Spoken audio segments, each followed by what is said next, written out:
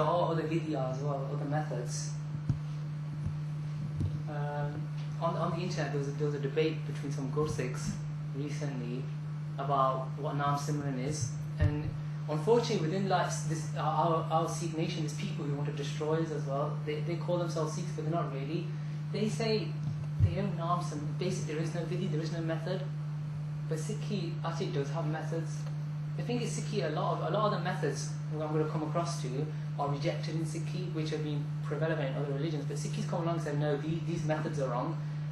But Naam Simran is a method which is accepted by in Gurbani. Kirtan is another vidhi as well. Like we're going to go to Kirtan after this talk, and that is one way of remembering God. Chitte Karna. Another vidya methods which are rejected in Sikhi, I thought I'd bring this up because like, a lot of people, you only go home, you're like, especially older generation, they can't help to get the bufa, to get the, get the matches out, and that's it. They're gonna light it away. Ale dwale around the pictures, like come on, but Sikhi, that's all wrong. Sometimes, it's not gonna like kill you. You know what I mean? If you do it, like sometimes if you try to explain to someone, they ain't gonna like it because they say this is my way, and some people aren't gonna change. But if we read Gurbani, then we realise that these bowing down to pictures does not do anything. Simran, the reason why we recite Simran is so it changes you, changes your mind. Bowing down to a picture, that's not going to do anything to your mind. That's what Sikhi says. Upadesh, their own message. But Sikhi says, the Naam, Simran is the only way which you can purify your mind. Idols is another thing. Sikhi is against idols as well because Sikhi only believes in one God, Ekko God. Sai mera Ekko hai, Ekko pai hai, Ekko hai. Like so many times the word Ekko is being used, but again and again. We had a talk I think last year, and afterwards everyone came up to me and said, I didn't believe that Sikhi was a monotheistic religion. I didn't think that Sikhism believed in one religion. And out of all the religions that did the talk here for 15 minutes, we were the ones that no one actually knew about. No one knew that Sikhi actually believed in one God. The first thing that's written in Gurbani is about one God, and we've become so behind from the rest of the world. We've become so relaxed into doing our normal practices, going to Gurdwara, Matha Tekna, Langar Shakna, Kar Jana, that's it, that we've forgotten what our principles are and we've told no one about it. Hat Karam is basically, in India, like a lot of sadhus used to do all these kind of like weird things, like used to stand on one leg. I've seen people in India myself that they tie themselves by their leg. They tie the rope onto on a branch, onto a tree. They're lying upside down like that, and they're doing Simran. And during Guru Nanak's time here, there's so many people doing stuff like this. And Guru Nanak can't believe what's this guy doing? You know what I mean? He's just lying upside down, innit? And he used to see some people used to like bury themselves underground. These are basically called Hatkaram. Sikhi rejects Hatkaram as well. Yoga, it's not against Sikhi if you're doing it for health benefits, but there's a lot of people who do yoga to get like powers, miraculous powers. You got yogis even to this day, they live like so many hundreds of years, I mean, by doing their breathing exercises. Sikhi says, these practices, if you're doing it to like prolong your life, that's wrong. Because we're supposed to live according to God's will, according to the Hukam. That's like everything we have to do. Everything you do, you need to think, is this according to God's will? For example, I went to a talk a couple of weeks ago and I was talking about suicide bombers, and the question was, are they suicide? Are they killing themselves? Or are they doing it because they've got no other way to sustain their life? So basically they've got no choice. It's not a suicide, it's last resort kind of thing that they have to do. So everything in some ways is down to interpretation. They were trying to justify that in Islam, they're not actually suicide in fact. In fact, what they're doing is it's a last resort for them. But Sikhi would be against that idea, and that was something that the lecturer talked about. But to do yoga, like, it's not a bad thing, I think, because there are ways you can heal yourself. But it amazes me, you got this Swami, I think it's Ramdev or something. Everyone's got mad about this guy. You know what I mean? I came through Leicester and there's pictures of him everywhere. Can't believe it, yeah. And the thing is, like, we're more interested in what Swami Ramdev has to say, or the Guru Granth Sahib has to say. You're like, it's good what he's doing. Like he's making people like better by his yoga, but he's not telling you what the purpose of life is. Only Gurbani can do that. So these are just some of the practices which are against Sikhi. Sikhi says here, I'm going to come on to something else called Naam. Simran by itself, Simran is a method, is a vidhi, yeah, but Naam is what Maharaj has given us. You know, like there's been so many religions in this world, they come with so many different message. In Quran you got Allah, in Hinduism you got Ram, and Gurbani says that these are virtues, the attributes of God. They're not saying that is not wrong in Sikhi because we recite it in Gurbani, but the Shabad given to us, the word given to us is Waheguru, and we'll come across that concept soon. It's a concept that people forget about. It's a concept we think, Waheguru is just one of those things, you know what I mean? You know, Waheguru Ji Ka Khalsa, you say it there, or you go to Gurdwara, it's Kirtan Bar, or Chalo Waheguru Simran Kalange. And but that's the whole purpose of life. You'll realise actually is Waheguru Simran. Before this talk, I thought that Waheguru Simran, you just go get Bajja, do Kirtan, that's it, Waheguru Simran Kalo. If you got 10 minutes here and there, do it. But then I came across, if you read books, like there's a person called Byron D. Singh, his book is about when he was in jail. And if you read people like Sansing Maskeen, his book, you realise these people, they used to wake up in the morning 2-3 o'clock and they used to do Waheguru Simran. They didn't do the Nitne, that takes you about an hour, your Panjabani you're supposed to do. They didn't start off with that. They used to start off with Waheguru Simran. And it made me think, like, I'll jump to my Japji Sahib and I'll race through it as quick as I can. And I think these people wake up 2 o'clock in the morning, what have I done? What have I gained nothing? Because I'm just rushing through it, and you've got these people who are waking up so early in the morning to recite Waheguru Simran. So Bani says here, nothing else shall work. All these different vidya methods are not going to work in Sikhi. Only Naam will. Joining the Sal Sangat, Mil Sal Sangat Paj Keval Naam, joining the Sal Sangat, the company of the holy, vibrate and meditate Simran on the Naam, the name of the Lord. Some people got this idea, if you go to Sangat, I know people might have a different view, but for me, personally, going to Sal Sangat is really important. But that's not the end of it. You know, like, if you want to get Prapti, if you want to reach Kalpuruk, if you want to become one with God, then you have to do something on your own as well. Going to Gurdwara, doing Simran, yeah? Gurdwara is like a taksal, it's a school. Gur meaning Guru, Dwara meaning door. So we're going to the door of the Guru.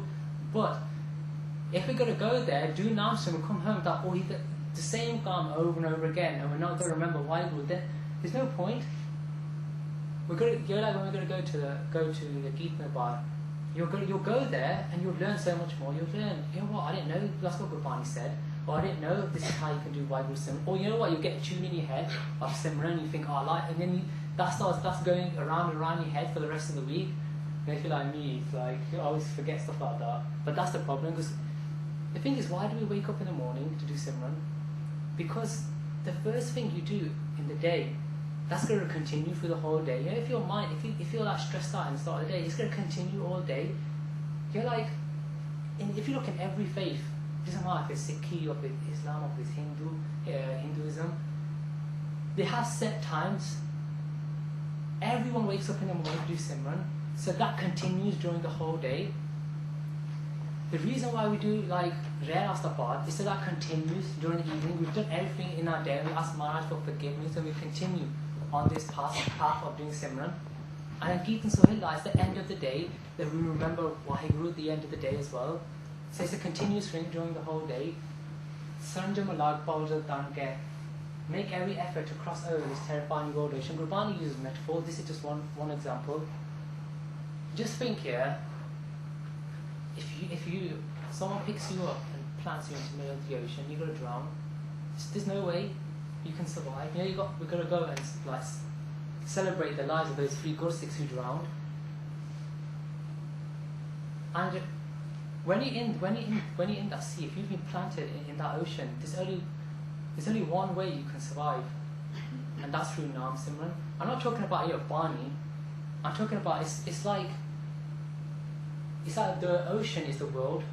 The ocean, yeah, is Kaam, Krodh, Lobh, Ahankar, is anger, is greed, is lust, is being ego, is being attached to the world. If you want to cross that river, you have to make a boat. It's like that. And if you don't make a boat, you're gonna drown. Now what Sikhi is saying is you have to prepare yourself by making such a boat, such a thing that will carry you across this ocean. And already it says nothing else but Naam Simran. That's the only thing which is going to it's going to carry you across. Janam Britha Jadrang Maya Ge. In this whole world, yeah, we're just wasting our lives, Sikhi saying, because we're not remembering Waheguru. There's two concepts which come in Sikhi, which is Simran and Shabad, and it's something which creates a lot of confusion. Reciting Shabad and Naam Simran, in my opinion, they're two different things. I think, to be honest, the majority of Gursikhs will agree with me here. It's like this. I'm going to give you an example. It's superficial, to be honest, but it's something which helped me understand what was the difference. If you're going to write a letter and you write your message inside that letter, but you've not written it to anyone, so on the front you've handwritten to Fulana Fulana or to blah blah blah, you haven't got anyone's name on, you just post it. Where's that letter going to go? It's going to go nowhere. Your message is in there, your feelings are in there, but it's not going direct to that person. So the word we've been given is Waheguru, and Waheguru, yeah, is the word, it's the name put on the front of the letter, and the Shabad that we're supposed to sing, the Shabad that we're supposed to recite, that's the message in the letter. So that's why, for example, in the morning, when you wake up 2-3 o'clock, between 3 and 6 o'clock to do your Simran, to do your Path, you have to do both. You have to do Waheguru Simran, but also you have to do your Nityan as well, because you have to have the person you're addressing to. Waheguru means Va meaning wondrous, and Guru meaning the Lord. So the Gur Mantra is what we've been given. So when we talk about Simran, meaning method, we'll be doing Waheguru Simran, Gur Mantra. Some people think that, this Waheguru word, where's it come from? You know what I mean? Like, it's not really in the Guru Granth Sahib. So like, some people, this is where a lot of people who want to destroy Sikhi are saying, oh no, this Waheguru, they made it up, do you see what I mean? But if you look inside Gurbani, you'll come across this Panti, Kaho Nani Gur Mantra Darraya. Says Nanak, in those who do Guru Mantra, which is the Guru's message, have become resolute within. Then the next line tells you what the Guru Mantra is. Keval Naam Ridham Samaya. In those hearts, the name is contained. So Guru Mantra does come in Gurbani. It does explain that you have to do Guru Mantra. And unfortunately, there are people out there wanting to destroy us. And they're going to do it by, they've realized, for 300 years, 400 years, we've been under so much persecution. I think it was in 1752, 50,000 Sikhs died. Half of the Sikh nation gone in one day. One day we were totally slaughtered, but we're still here. And these people are thinking, we can't destroy them, so how are we going to do it? And they think, you know what? Let's make sure they don't wake up in the morning and do this Simran. Let's break their tradition. Let's break the Shakti, the power. Now Simran has power, and we'll come across that later in the talk. But this is what they're out to do, to destroy it. There's two more Shabads. One's from Raidnama, I think it's by Nandlalji's. Waheguru Guru Mantra So Jap Kar Ishnan Pare Jap Jap. Basically saying the Waheguru, the Guru Mantra is what you're supposed to wake up and also do Ishnan. You're supposed to have a bath, it helps you wake yourself up. 2-3 o'clock in the morning, like maybe a man who sleeps late in it and then can't get up in the morning, need something like this to wake themselves up. The final Shabad is actually by Gurdashji, Waheguru Gur Shabad Le Piram Pe Allah Chopat Chalolna. The Guru's word he receives is Waheguru. So clearly saying the word given to us is Waheguru, the wondrous Lord, and remain silently immersed in delight. The reason why we do Simran is to get this Anand, to get this bliss that you can't get from anywhere. You take a drug, or you take alcohol, or you take some other form of intoxicant, that's going to go, the effect doesn't last, but the effect of Naam Simran lasts forever within you. And if you just try it 1 second, just say Waheguru for 1 second, but contemplating on the virtues of God, then you will feel that power. The next Shabad that I'm looking at is from Shri Rag. What you'll find is that you're all at university, and there's so many people out here, and like some people want to put you on a good path. When I mean good path, I'm not trying to force you, Naam Simran Karo, Naam Simran Karo. I mean good path is like, once you've done Naam Simran, you understand it's about living a truthful life. Until you're not living a truthful life and you're doing Naam Simran, then you just become a hypocrite. if you're doing good actions, if you're being a good person, and you're not doing Naam Simran, then you're just sleepwalking through life. That's what Gurbani says. So you need to do too. In Japji Sahib it says, without having virtuous acts, without doing good things, you can't do meditation, because then you're just a hypocrite. And when Guru Nanak Dev Ji came to this world, that's how he felt. He felt that everyone around him was just hypocrites. Some person's gone off into the Himalayas doing puja part. Some person's got a surah, another person next, and if you don't convert to my religion, then this is what's going to happen to you. And this is what was happening during that time. So Guru Nanak is saying, no, the whole point of this life is to do Vaheguru Simran. So what Maharaj says here is that we've discarded this nectar, we've discarded this Naam, and they're grabbing poison and said, the word Bhikya means poison. And Maharaj is saying here that not only did they get poison, Maharaj said they're giving poison to others. So you might realise here at uni as well, like they call themselves, Behenji Baji. Sometimes you come across these words, you know what I mean? Like they act like, Ben, Paraya, see, innit? But they're the ones giving you the poison at the same time. They're the ones leading you off away from what you should be doing. So basically, that Bhikya is not only are they engrossed in it themselves, but they're giving it to others as well. Dujinu persona as well. Sorry if I keep talking Punjabi, it's a habit, but I'll try not to. Apna dharm gavaave. This for me, this is how I felt when I started doing this talk. I felt, that I'm just reciting it, not understanding what's going on. I've lost my faith. I've not understood anything. Day and night I'm suffering in pain without remembering God. And the Shabbat goes on, blind. That's what we are. Manamoka, under meaning blind. Not Chetahi, we haven't remembered. Doob meaning that we're drowning. Muwe meaning death. Bin Pani. Maharaj is saying there's not even water and you're drowning. How can you drown? There's no Pani. That's what Maharaj is saying. You can only drown if there's water there. The thing is, because we're not remembering God, we've become into such a stage now that the water's not there and we're still suffocating in this world. When I mean suffocating, just think, me like pressures of uni, pressures at home, like make sure you pass, pressures of like finding a job. It's all suffocating you. But it's suffocating you because I don't realise that everything's in the will of God. And until you do Naam Simran, you ain't going to feel that Anand, that pressure continues and it starts building up. The effect of Simran is just something I want to quickly go through. This is a Shabbat from Sukhmani side. Some people say that if you meditate on God's name, that's it. That's all. There's no power behind it. It's all rubbish. You have people, they try to think too scientifically. Thinking scientifically is good to a certain extent. But what I say to like some people is who believe in religion but only concentrate on the scientific side, say no, we only believe in that if you can prove it scientifically, is that we believe in God. Isn't that blind faith in some ways? Isn't that andavishwas? Because if that wasn't blind faith, then can someone show me God? But Gurbani is saying that if you recite God's name, then you can feel God's name. It's like, let's say this here, let's say this was some kind of electricity wire, and it wasn't protected. And if I see it, and I can't see the electrons going through it, and I just go up to it and touch it, and I'm going to get electrocuted. I can't see it, but it's there. But until you feel it, until you touch it, you don't know. You don't know that's electrons. It's the same with Naam. Until you feel it, until you recite it, until you touch it, you don't know it's there. And that's like what is God. So in some ways you can prove God is there, but you have to be able to submit yourself to God and reciting God's name. I'm just going to go to the next slide because I'm running out of time.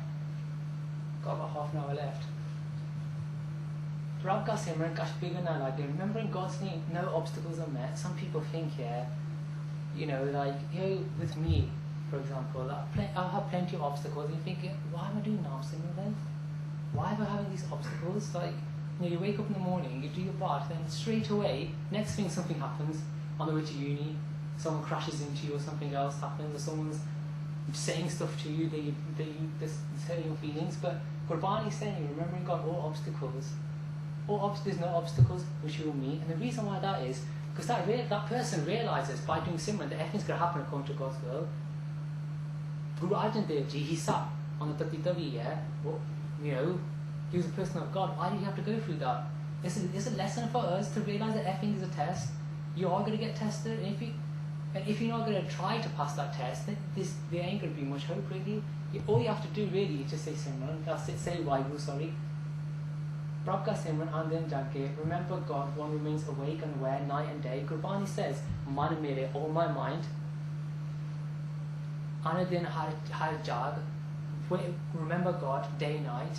Apni kheti rakh le. Maharaj used an example of a khet, of a field, of a farmer. Let's say you have a farm, you have a field, and basically like someone gets a seed, and the farmer seeds, puts it into the ground, and then goes home, soggy, goes to sleep, and then what's going to happen? He hasn't gone to check on his field. That day and night, you'd have animals who are going to come, who are going to wreck that field, who are going to destroy that field. He's asleep. He doesn't care. He's planted it. He's thinking, oh, I'm going to get my fruits at the end of this. I'm going to get my fal.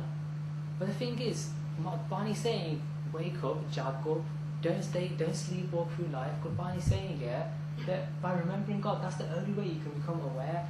Night and day, you'll be aware. And Maharaj says, apni kheti rakh le, poonj parengi khet. Day and night, there's people out there who want to wreck your field. You ever talk about your field? He's talking about you as a person inside. He's talking about your actions. Maharaj is talking about those people around you who are trying to come and wreck you inside. And you always find people. I'm not saying everyone's like that. I'm not trying to depress everyone, thinking the whole world is bad. Because we'll come across Shabbos where Gurbani talks about Gursikhs. Yeah, Gurbani, the Guru, is actually praising Sikhs as well, praising Gursikhs in Gurbani, saying, Hom Vari Gursikh meet Pyare Ram. I'm a sacrifice to that person who makes me remember God. But Sikhi saying as well, but you have to stay awake, you have to stay aware, remembering God. Prabka Simran, Bonna Byabbe, one is not touched by fear. Prabka Simran, Dukhna Santabbe, by remembering God, one doesn't feel any sorrow. Prabka Simran, Sadhake Sam, meditating, remembrance of God is in the company of the holy. Sarvnida, Nanik, Harman, all Tranzona are in the name of the Lord. Now I'm going to come across to some examples of what's happened by people like reciting Naam Simran. But remember that all pain's gone away, all the treasures in fact is Naam. And this is my favourite example, Suli Khan. Some people might see this and think, how not many people come across this in history. And I came across this by reading it through Gurbani. Basically, there was a person who wanted their daughter to get married to Guru Har Gobind, the sixth Guru.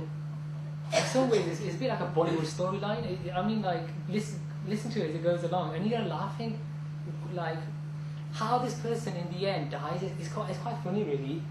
But basically, what happens is Suli Khan, he's decided, that he wants to finish he wants to kill the Guru. And the reason is, is because this guy says, Guru Arjan Dev Ji, he rejected my daughter for his son. And he fed his mind saying, hey, this Guru is doing really bad stuff. He's putting all these people on the wrong path. We want to finish him off. And this person also went to another person, I think it was called Prithvi Chand, and he was the brother of Guru Arjan Dev Ji, and he wanted to be Guru as well. And like today, how you've got like a mandir built in Amritsar, in Muqabala, in competition, you could say, with Harmandir Sahib. Prithvi Chand is trying to make his own golden temple, his own Harmandir Sahib. And the thing is that it doesn't matter how many times these people try to destroy Sikhi, it's not going to happen. They don't understand Hatnani, they're still trying. Even then they're trying to make another Harmandir Sahib and try to lead people into the wrong Gurdwara. So what happens, Prithvi Chand says to Suli Khan, I want you to come, I'm going to tell you everything about this guy. This guy, he's a really bad person, And what happens is, Suli Khan, he goes there to his person's house and they start talking to Prithvi Chand. And the Sikhs who were there, they found out that this guy, he's gone to see Prithvi Chand, something's dodgy's going off here, Because Prithvi Chand, that's what he did. The whole of his life, going siddhe kaam kite. And then finally, it got back to the Guru, this guy, he's coming to kill you. He's going to bring an army with him to kill you, And Guru, if it was me, someone could bring an army for me, I'll be after that straight away. And the Guru said, listen, don't worry, nothing's going to happen. All you have to do is do Naam Simran, that's all you have to do, remember God's name. The Sikhs, they start getting a bit worried. Mere monks, they got a bit worried, thinking, this Naam Simran, isn't it? what's this guy going on about? You know what I mean? There's an army coming. There's thousands of people. They got wipe us out like that. They got swords. What we gonna have with our Naam Simran in it? And the Guru said to them, listen, don't get scared, don't worry, yeah. I want everyone to sit down and do Naam Simran, Naam Japo, yeah. What happens is Sully Khan, he's on his horse and he's going to meet Prithvi Chand. And what happens is, in India, you know where you make bricks? That's the place where Prithvi Chand was. He said, come here to meet me. He comes there, with the fire, the horse got scared. The horse jumped here and knocked Sully Khan up, and Sully Khan fell into the fire and burned. And the thing is that when the Guru Sikhs finally realised, you know what, there is something in this Naam Simran. It's written in Suraj Prakash. This is the Shabad Guru Arjan Dev Ji came out. It's in the Guru Granth Sahib, Bilawal Mahalla Panjwa. Sully te Narayan Rakh. The Lord said, save me from Sully Khan. Sulhi ka haath kahin na pahunche, sulhi hoye muwa, napak rahao meaning pause. The emperor did not succeed in his plot and he died in disgrace. Sully Khan was sent for one purpose. He came all the way from Delhi to Punjab, hundreds of miles to kill Guru Arjan Dev Ji. He didn't get anywhere near it. And he didn't, no one picked up a sword either. He died without picking up his sword. Gad Kuthar, Khasam Sir, Katya. The Lord our Master raised his axe and chopped off his head in an instant. He was reduced to dust.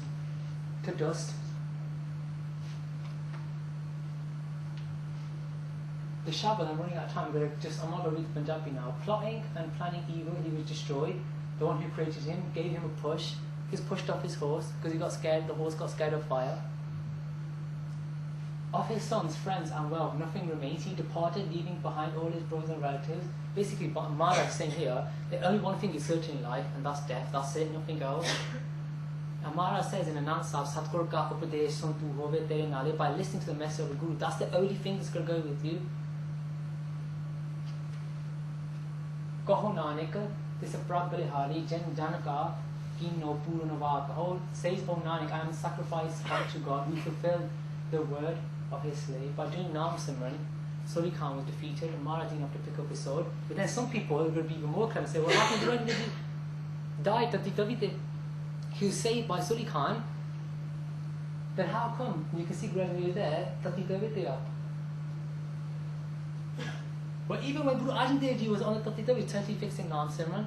And at that point, there was a Christian missionary, he was there. He's the first person who's written, first Westerner who's written, who encountered Sikhi, who's written about Sikhi. He was there to preach Christianity, but he saw Guru Arjan Dev Ji. You couldn't believe it. This guy's sitting on a, he's not even crying, he's not shouting in pain.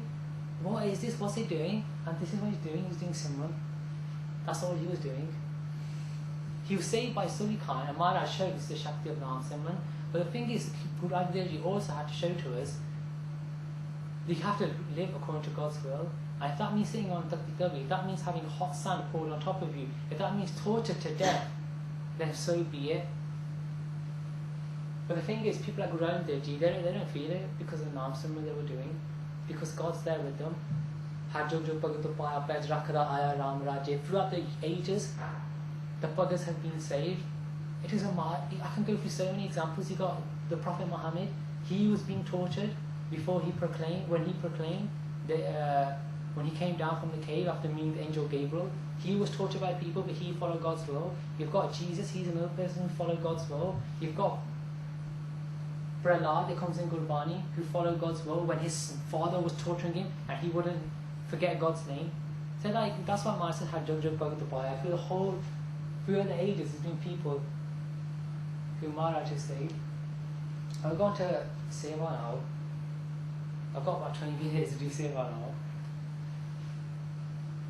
Seva is another Sanskrit word and it means to do service, to serve others. I'm just going to go through the different types of Seva that you can do.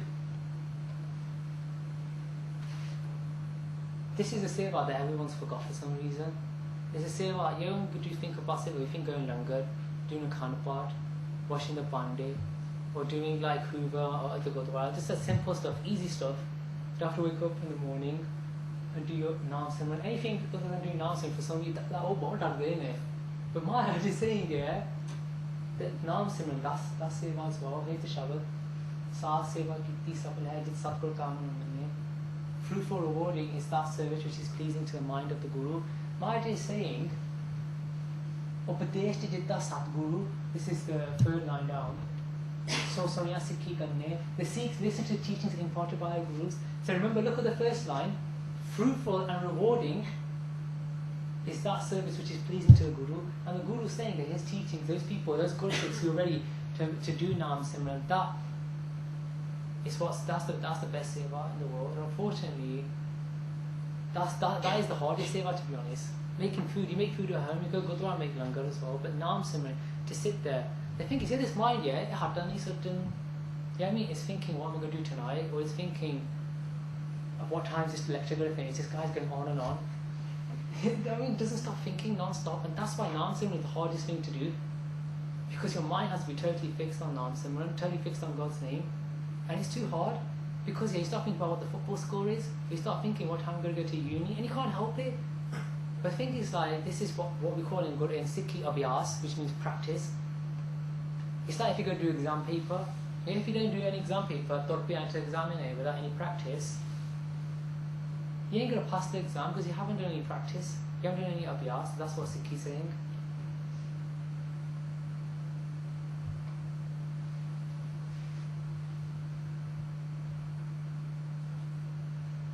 Serving the Guru like Naam Simran, that's another example where Maharaj is saying the total peace is obtained. So doing seva as well, often on remembering God's name, person is full of ego, sitting there thinking, this guy's talking a little rubbish, that goes away. Because for that person, Naam Simran, God is above everyone. Like, why am I here? Now, I'm not a great person, to be honest, because I won't be here in the first place. Maharaj says, Firat Prabha Aya. You've been wondering. Like, Kadi, like, you came in like a life of a snake. Kadi came life of like a donkey. Kadi came in a life of something else, of another thing. Firat, your firat means a wonder. And the thing is, Maharaj is saying, Tu hale bhi nahi hatiya. Maharaj is giving you the life of like being a human, but you're still acting like an animal. When I mean acting like an animal, like your vichar, your thinking is still like that. Maharaj says, only by Naam Simran, that's the only way that you can get out of this cycle of birth and death. I'm going to move on here onto serving others, which is Daswand. Let's go talk a little bit about this. Daswand is 1/10 of your earnings that you're supposed to give as a Sikh. And unfortunately, it's a concept which no one knows, we've forgotten it. Instead, we've got a golak in front of Guru Granth Sahib. When you go to Gurdwara today, you can see like a hole, you put paise in there. But like, the Guru, he's not a Mangda, do you know what I mean? He's not there, he's not asking for anything really. What we should be doing is giving this fund. It's like some people have a godly there as well. And if you read the Sikh writings after the Gurus, like, and during the Guru's times, Sikhs, what they've written there, they totally get this principle of having a godly, having a golak. This one, giving 1/10 of your earnings is actually part of the Sikh principle. The Guru doesn't need anything, he's not a Mangta. Maharaj says, Kal Khai Kichahatho De, one who works for what he eats and gives some of what he has. Nanak Ra Pashani say, oh Nanak, he knows the path. It's not only Khana, also there. Gurdwara now, Langar. Just a way that apna tel paran, do you know what I mean? It's not about going out there yet and serving other people's. Like last year, we went and served the homeless, we was feeding the homeless. We went to shelters, we saw these people there, and it just makes you think how lucky we are. I think it's like the whole principle of Langar and Seva was to serve others, those who are struggling, those who are poor, those who can't afford to eat, and we'll come across those Gursikhs, not like me, just talk about Seva, don't do it, who are in places like Somalia and doing Seva there and serving people. It's really hard, when someone gets a bit of like money in the pocket, start thinking, you know what, I want to get this now, I want to get that. We can't wait to start earning after all this debt we've got in it from like studying, and after all the overdrafts and all the like shit from your parents in it for spending too much money. You think now I've got it, The thing is like there are people out there who need it more than us, and just 1/10 is not that much. Every religion they're saying give a little bit. There's a story of 4 generations of Sikhs, 1730. During that time, Sikhs used to live in jungles. They had no home, they had nowhere to eat, they had nothing. And there were 4 generations. There's a child, I think he was about 7 years old. There's his father, 30. There's another person, his father, I think he was 65, and the other one was 90, still alive, 90 years old. 4 generations, and they're living in jungles. They've been persecuted by Afghans, by Zakaria Khan from Lahore, and they had nothing to eat. And they came across one roti for 4 people. And I started thinking, it's like, what are we going to do now? It's 1 roti, and there's 4 people, how are we going to split this between us? And the youngest one goes, listen, like, me, I'm not strong, I'm weak, I'm too young. Like I said to his father, you have it. And he said to, and the father goes, no, you're my son, you know what I mean? I want you to have some, but also I want my father to have it. How can I give this 1 roti? How can I split it for my father as well? I mean, how can you imagine if there's like 3 people there and you Rajaj ke roti khande, and the other people around you I think, you know what, I wish I had that roti. But it wasn't like that then. The Guru Sikhs didn't think like that. They was thinking about the other person, not about themselves. And what happens then, the 3rd generation, he's like, no, you're the person who's the oldest, my father, who's 90, he's weaker than all of us because he's so old, let's give him the roti. And said to the oldest person, because he's the wisest one, said, what should we do? 1 roti, 4 people. You're splitting 4. That's the easiest thing you can do, and everyone has something. And that's what it was like during those times. Even 1 roti is to be split between 4 people. That's the struggle we went through to be where we are now. Langar also, we use the word Pangat and Sangat. Langar started by Guru Nanak Dev Ji, continued for the Guru's times. There's some stories that like you'll come across in Sikh history, like they make you laugh as well. Like some of the things these people are doing, it makes you also realise what there's a principle behind it. And during Guru Amar Das Ji's time, there was a Brahman who never used to eat langar.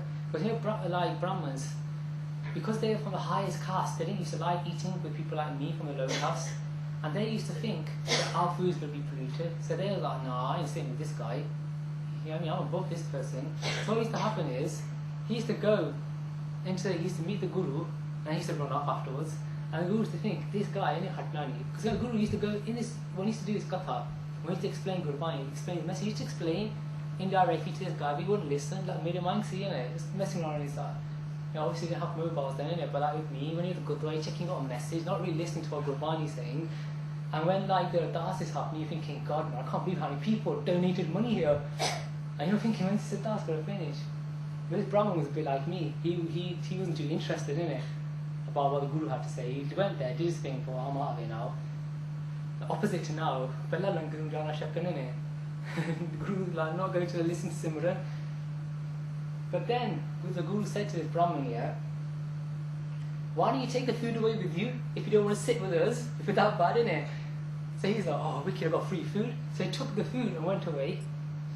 And then here in India there's something called chola. I don't know if you've been in India, but basically chola is they make a hole in the ground, and that's where they make their food. They put in that hole, they put lakriya, and then they put it on fire, and that's how they make the rotiya. So this Brahman, yeah, he goes to make his hole, digs a hole, and there's bones there of dead people. He's thinking, what? You know what I mean? I can't believe this. I'm hungry and there's bones here. So he moves on to another place, starts digging away again. Then once he's made his hole, there's more bones there. And this guy's thinking, bloody hell, all I want to do is eat, yeah, and what I keep coming across is bones everywhere. Goes off to another place, digging a hole again, more bones. But you know what, this ain't gonna work. He realised I'm gonna have to go to the Guru. Went to Guru, had to get this pain. He goes, what's going off? I can't even dig a hole and I keep finding bones. And Guru says here, the thing is, you're finding bones there, and he's telling you that, you know what, everything is not really purified.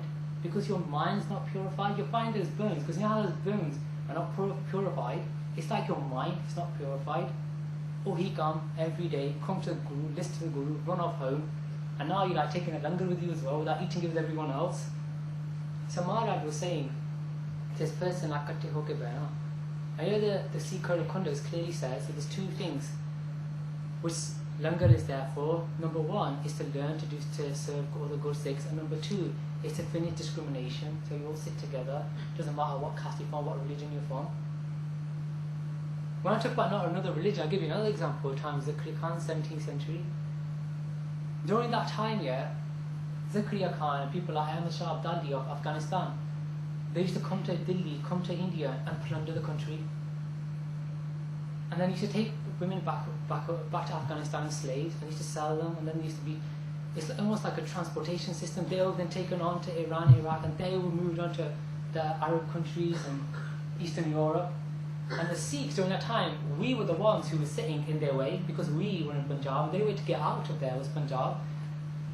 And these guys, they had a hell of a time, because it's written in the diaries, they have to, they need to stop. All we want to do is loot this country, go. We're not saying anything to them anymore. We're saying, look, we'll leave you alone, we won't touch you, but just let us pass with what we've stolen from this country. But Gursikhs weren't like that. And what they used to do, they used to fight them, they used to help those women escape, they used to take them back home.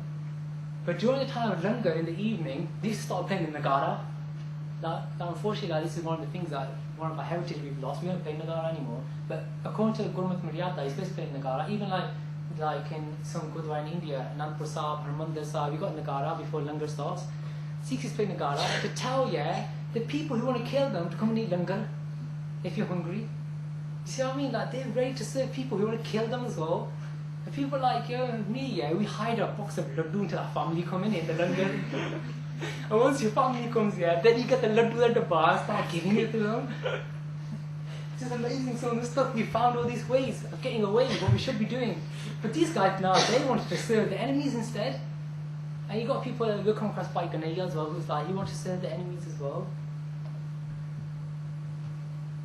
There's a person called Mata Kiwi, who's the Guru's wife. In Gurbani, to be honest, there's no names. Guru Nanak Dev's name's not in. Guru Nanak Dev's father's name's not in there. Guru Nanak Dev's mother's name's not in there. His sons, they're not in there. None of the gurus, their children, their parents' names not in there. Because Gurbani is only interested in your route to God. That's it. That's all Gurbani is. It's your path to God. And Mata Kiwi, this Bibi, is one of the only people in Gurbani whose name is in there. And like, during that time, women, they weren't even allowed to go into Langar hall because they would pollute the food. Women were even lower than the fourth caste. That's how bad they were seen. But in Gurbani, religious scriptures, Mata Kiwi's name is in there, and she's one of the people, Guru's wife. It was if it's your Khan part, then I am making a Langar.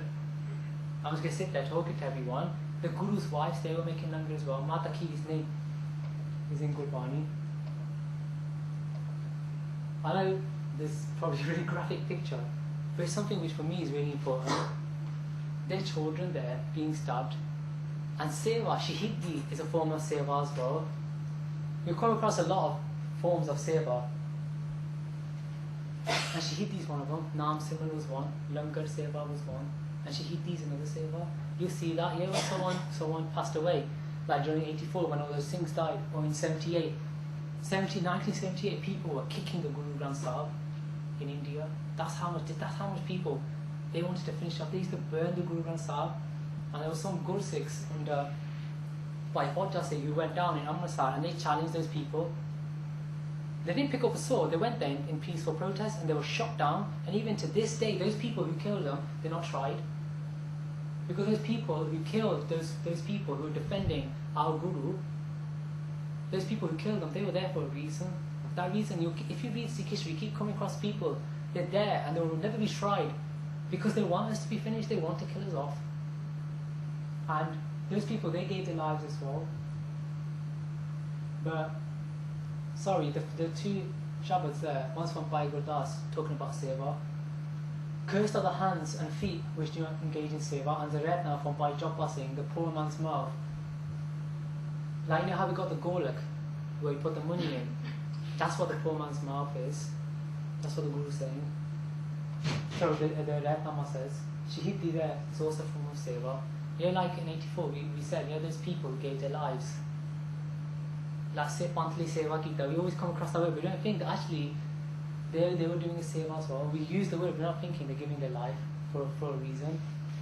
Those babies there, they were captured. There was a price on Sikh's head, and sorry, like if you gotta talk, please don't talk. I don't give in because that's proper distracting me. I don't want to sound rude, but like just being because like I'm trying to look off here and I can't see because the light's flashing on there as well. And so basically, Shahidi Martyrdom, that is also a seva. And those babies there, they had a price on them. They used to say, yeah, that if you come to our court with a child, a baby, a Sikh baby, we'll give you money. That's how bad our situation was. 1720, 1730. And then this is what they used to do. They used to gather the babies up together and used to kill them like that. So these people also did seva for the Panth. I'm coming to the end now. This is just something that I came across. I really like this Shabbat. Sums it up for me, to be honest, like what we're doing today when it comes to seva.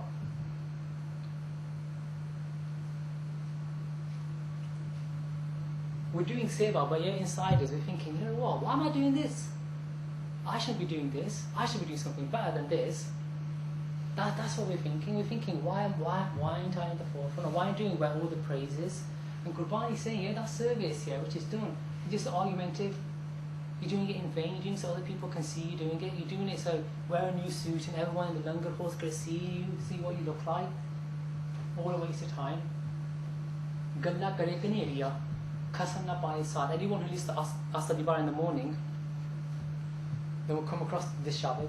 Yeah, Asadibar, a lot of Asadibar is against the practices what we're doing today, unfortunately. If you read Asadibar, you'll realise a lot of the stuff we're doing is not actually correct.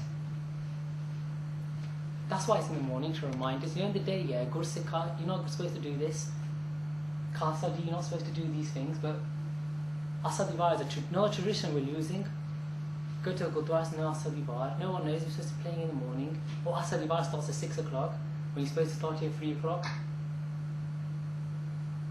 He may talk as much as he wants, but the Guru's not happy. Look, he's not doing seva, Guru Lay. He's not doing it for Guru Shata. He hasn't got inside that he wants to do seva. He's doing it so other people can see. Aap gawai, seva kare, taake chapaye man. But if he eliminates his self-conceit, if he thinks I'm doing seva because I've got so much pyar for my Guru, because I want to help that poor person, or I want to do something productive in my life, then that seva, that's what the Guru said, that person will be honoured. Nanak jis no lagga, this mele, lagga so parwan. Oh Nanak, if he merges with the one with whom he is attached, his attachment becomes acceptable. Attachment in Sikhi is not accepted. Attachment with what we see, attachment with the Lord is what's accepted.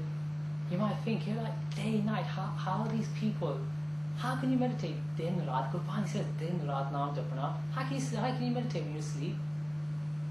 Let me give you an example. Like when I do my exams last year in my final year, I'm getting really stressed out because that children of mocks weren't very clever in my second year, and I needed to put it up in my final year. And you're like, all the stuff I was studying, I started dreaming about it. I was doing law, and all these cases that I was doing, all these names are coming in my head. This person did this person that. And I wake up and I'm thinking, bloody hell, I'm going mad, I think, you know. But then I read Gurbani, realized I'm not going mad. It's actually what Gurbani is saying. You know what you're doing in the day, that's what you can remember during the night. And this Gursikhs, even to this day, you can see they're doing Vaheguru Simran while they're asleep. Because they were doing Simran all day during the night, they're also doing Naam Simran. And Sant Janel Singh Brindawala, here's an example, Brindawala. 2 o'clock in the morning, you know what I mean? Like, we weren't sure, is this guy awake or is he asleep, innit? And this guy's 1 o'clock in the morning, he's asleep, but he's doing Simran. 2 o'clock in the morning, wakes up to start his Simran. And this guy's started doing his Simran, but he hasn't stopped really, because he's still doing it, even in his sleep.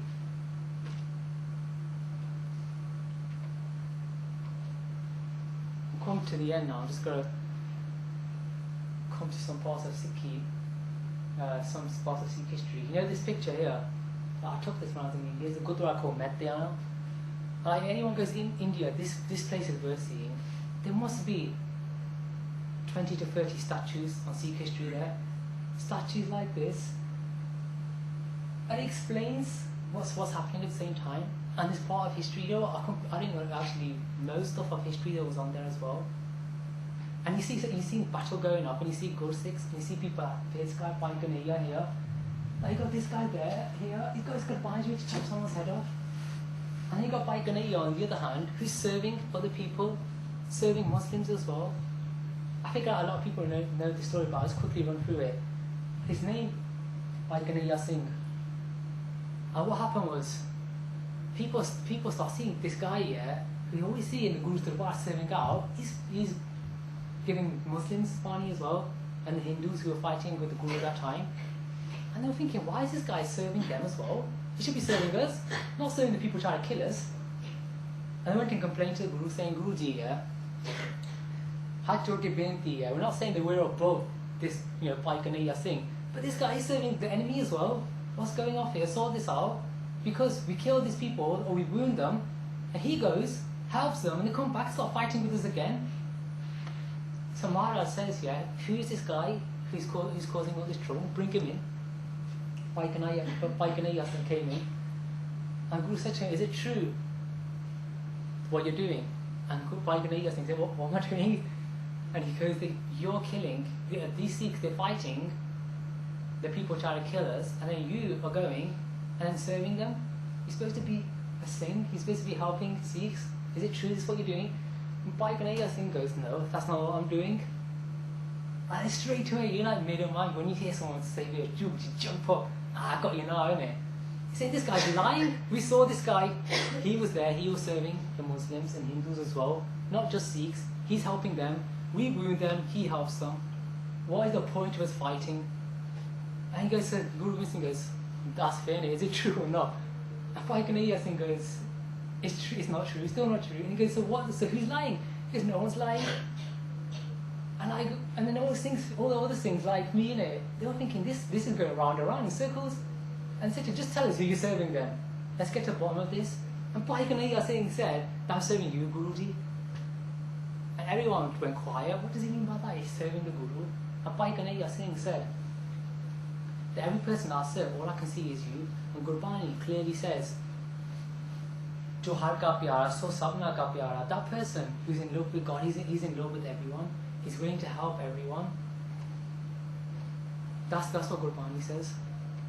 It's really hard principle to have pyara with everyone. Someone might be saying so much stuff against you, or in your mind sometimes start thinking, you know what, that person's the next level. You use these kind of words, and you can't help it. Gurbani says that you're not supposed to see anyone as your enemy. Pai Kanhaiya is one person. I don't think there's really anyone in the world who could go out and do something like that. So, in Sikhi, not only are you supposed to serve your enemies, or Sikhi technically not supposed to see them as your enemy, but not only are you supposed to serve Sikhs, but also those people, if they're thinking about killing you, you're still supposed to serve them. I'm going to finish this in 2-3 minutes, so just one more Sakhi that I've got.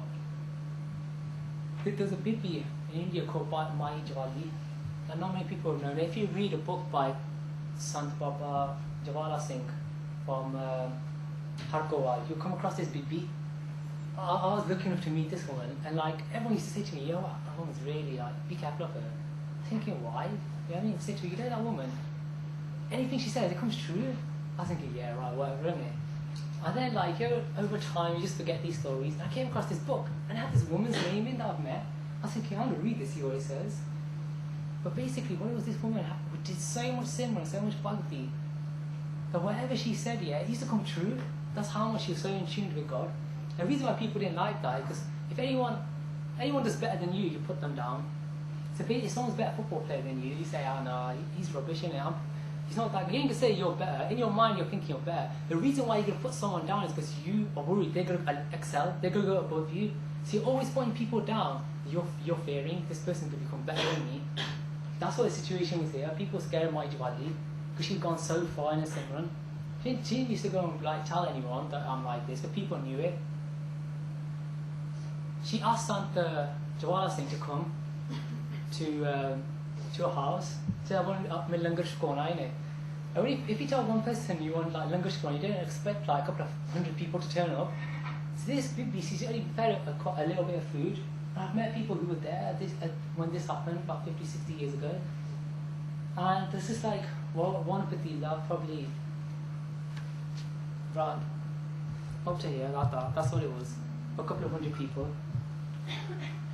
And Santi comes in, and she goes, Santi, and it took Santi to the side. Santi, where all these people come from? What I went to do was like, I said that, you know what I mean, like, Tonu Langar Shukuna, you brought these people with you? And Santi goes, oh, don't worry, innit? He's put white chadar on top of the langar. Just serve everyone. There's always enough langar. Majwali said to Majwali, you do a lot of Simran. What I want you to do is do Naam Simran while you're doing it. When we do langar, we're supposed to do Naam Simran at the same time. It's a really important principle to keep when you're doing Simran. It's like when we take Amrit in the Bata Pani at that same time, that same point as well. Bhat is being read, our nitname, our Panjapani is being read. The same we're doing when we do langar as well. So start doing the Simran, start doing a Bhat. Kept serving the people. And all this, the hundreds of people that came, every person got served from a small little patila, which is only meant for about 5 people. So here we do Seva and Simran. In some ways, I came to the end and I realised, you know what, these two principles are linked, and without both, you're not going to get anywhere. There's 2 organisations that exist. One's Khalsa, there's loads, but I'm only going to talk about these 2. These are prominent ones that I know quite about, where I've met people who work in this. Khalsa Aid is one. Khalsa Aid, they've been to Somalia to help people there who are suffering. They went to Tsunami, went to Pakistan to help people there. And the story, when they went to Somalia, they got kidnapped by these terrorists there. And they saw them, they thought, who are these people with long beards? I mean, they thought there was some kind of rival group or something. Because like in those parts, like Muslims, they keep the beards, they keep the turbans as well. So they kidnapped them, and then they start talking about Simran, start talking about Gurbani, start explaining to them what they believe in. And these people, whoa, you know what, I never come across people like this who believe in God so much, who follow the will of God so much. They're captured and not even interested in being captured, they're more interested in like telling them what Sikh is about. And those people, they're still doing seva in places like Somalia now. But there's another organisation which, this one person doing Ma'awa, really through as much as I can. There's a few shabbas that I skip through as well, because I can't go through, but I think like they'll probably put the slides up at the end. I don't think we've got time for questions either now, but I think if I stay behind for about 5-10 minutes before we go to Gita, but if anyone wants to ask me a question on Gurbani or Sikh history, then I'll be more willing and try to answer them. So I'm going to pass to Sabrina, and she's going to tell you what's going to happen later tonight, or what's happening now tonight. Why would you